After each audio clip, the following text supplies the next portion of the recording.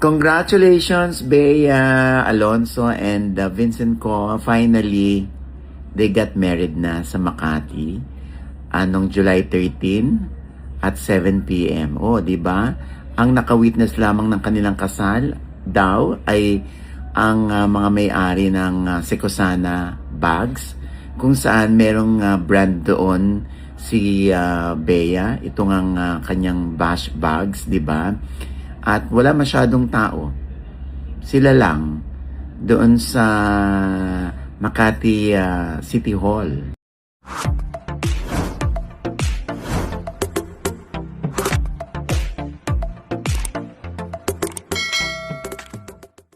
Actress na si Bea Alonzo at businessman na si Vincent Co ikinasal na. Nito nga lamang Lunes, July 13 ay ikinasal na nga ang actress na si Bea Alonzo sa kanyang partner na si Vincent Co sa Makati City Hall. Ito ay kinumpirma at masayang inanunsyo ng talent manager at comedian na si OG Diaz sa kanyang official Facebook page ngayong gabi. Ayon sa kanya ay nakatanggap umano siya ng kumpirmasyon na natuloy na finally ang kasal nina Bea Alonzo at Vincent Co sa Makati nitong July 13.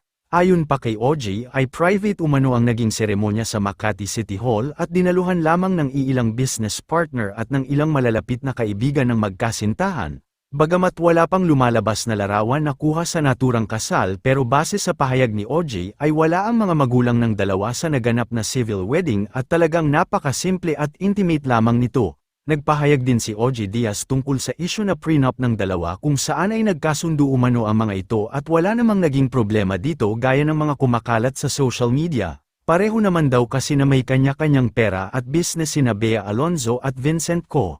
Agad namang nag-viral online ang naging anunsyo ni OG Diaz sa publiko kung saan ay marami ang talagang natuwa at agad na bumati sa bagong kasal. Congratulations, Bea Alonzo and Vincent Co. Finally, they got married na sa Makati anong July 13 at 7 p.m. Oh, di ba? Ang naka-witness lamang ng kanilang kasal daw ay ang mga may-ari ng Sekosana Bags, kung saan merong brand doon si Bea, itong ang kanyang bash bags, di ba? At wala masyadong tao.